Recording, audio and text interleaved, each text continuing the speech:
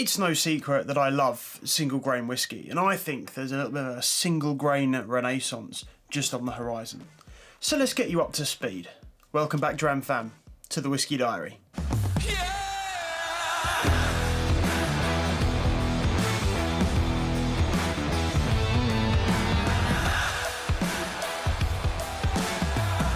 We're back. It's 2023. Thank you all for sticking with me over the Christmas and New Year period. I had the flu again. It was awful. I spent 10 days in bed, but now we're back. And this time we're talking about single grain. So what exactly is a single grain whiskey? Well, a single grain is fundamentally any whiskey which isn't made from malted barley. In this case, a single grain still has to be made in a single distillery. It's not a blend, so it's a single distillery producing whiskey from a cereal or a grain which is not just malted barley. Quite often you will find them made of things like wheat and corn and rye. One of the big appeals of single grain whisky is that it is often a lot cheaper than its single malt counterparts. We'll get onto the reasons why shortly, but because of its much lower price, it's often used to bulk out blends. So a lot of you have probably drunk grain whisky in blended whiskies. Probably the other biggest distinguishing factor of a single grain whisky is the still that's used to produce it. Single malt whisky by the SWA regulations must be made in a pot still, a single giant copper pot still. Now, because of that, single malt whisky is a batch process. You have to fill the still, you run your distillation, you then have to shut it all down, clear it all out, clean it, and then you can go again. Well, single grain is often made in a coffee, also known as a column or a continuous still. Those are much less labour intensive stills. They often run almost like an alcohol factory, which I've talked about before. You basically pump the liquid in at the top, it goes down, it distills up, and then it comes off at various points up the still. And because of that, it can be run continuously, hence the name continuous still.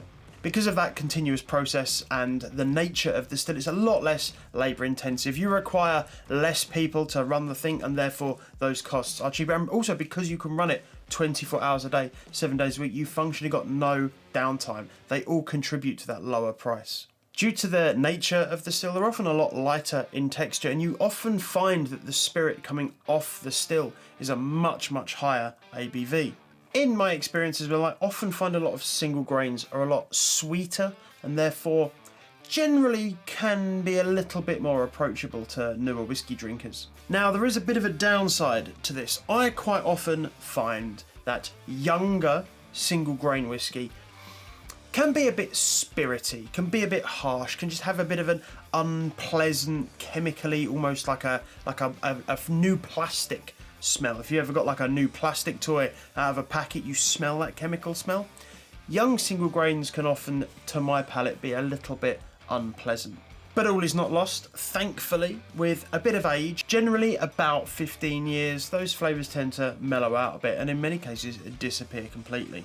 This is fantastic for using older casks. If you've got a liquid that's sitting in wood for 15 years, it can quite often, especially if you've got a very active cask, it can come out bitter, tannic and quite unpleasant. So if you've got like a really old refill barrel which really doesn't have a lot left to give, you can reuse that cask to house some single grain for 20 plus years, and you're unlikely to run the risk of over oaking and over flavouring that liquid.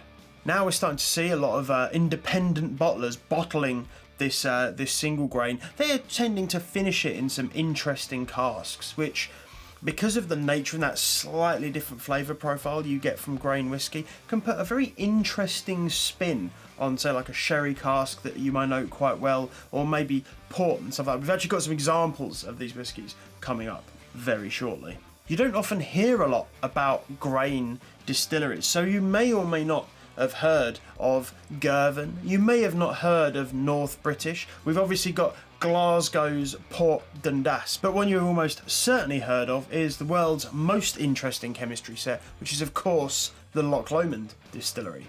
So now that we've laid out all of those differences between single grain and single malt whiskey, well, what would happen if you ran 100% malted barley through a column or coffee still? Well, you wouldn't be able to call it a single malt, but that's exactly what Loch Lomond did with their peated single grain. I have reviewed this on the channel before. I sung its praises. This is a 46% no age statement single grain whiskey from the Loch Lomond distillery. It was made with heavily peated but 100% malted barley. So if this was made in a pot still, this would be a single malt whiskey. But because of that still choice, it can only be called a single grain. I'm not going to get into the taste notes of this. I will include a link to the video, which I highly implore you go and watch, because I think this is a fantastic, and you can get this as low as like 18 quid in the supermarket. It is absolutely insane stuff. If you do not have this on your shelf already, then I highly recommend you go out and get some. Before I talk any more about any other whiskies, I would like to thank my Patreons for helping me with this video. All of the revenue that I get from Patreon goes into buying bottles and allows me to produce videos like this. So thank you very much to all of you. But anyway, more whiskey. This is another one I have previously spoken about on the channel. This is a 15-year-old, I believe it's a single cask, a 15-year-old single cask Girvan. Bottled at 51.4%. It is unchill filtered, it is natural colour. What makes this interesting is this was finished in a port cask. It's got some wonderful big rich caramel corn notes going on. It's got a bit of a tannic effervescence at the end. This is lovely stuff, and this was only £50. It was a Somerton bottle, so it was part of my Somerton subscription, but this stuff was probably one of my gateways into single grain whiskey. I absolutely love this. As you can see, it is nearly done, so I sincerely hope that Jake and Stevie over at the Whiskey Baron get cracking and get some more great stuff like this out. Moving on, we have a 10-year-old North British that was bottled by Watt Whiskey. 57.1%. This is natural colour. It is unchill filtered. There are only 540 bottles of this, but it came out of it says on the back here, it came out of a sherry butt, which is about 500 litres. That should yield about 700 bottles when it's full. So I think we can safely assume this is a single cask. Probably my only criticism of this whiskey is that at 10 years old, it does have that slightly chemically plastickiness on the start, but because of its full 10 years in a sherry butt, all of those big dark fruit notes start to come forward. Little bits of licorice, and on the tail end it's got like an effervescent fizziness. This is a really, really wonderful experiential whiskey. This isn't exactly 100% about the flavour, but it's very, very interesting to see what a single grain whiskey can do in sherry. Next, this is a 20-year-old Port Dundas. This was bottled by Single Cask Nation. It was bottled up at 58.6%. Once again, unchill filtered, natural colour. This is, of course, a single cask from Single Cask Nation. This has spent all 20 years in a first fill bourbon cask. This is actually what I've been drinking this evening. What makes this very interesting is that it's got a slightly different texture from a lot of the other single grains. A lot of these are quite nice and light and gentle on the palate.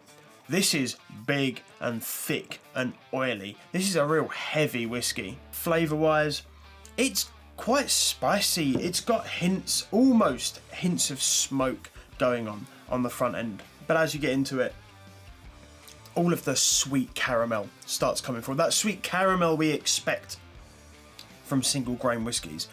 That first fill bourbon contributes some really nice peanut brittle notes. And on the back end, there's almost like a slightly tannic praline, hazelnut and chocolate vibe going on.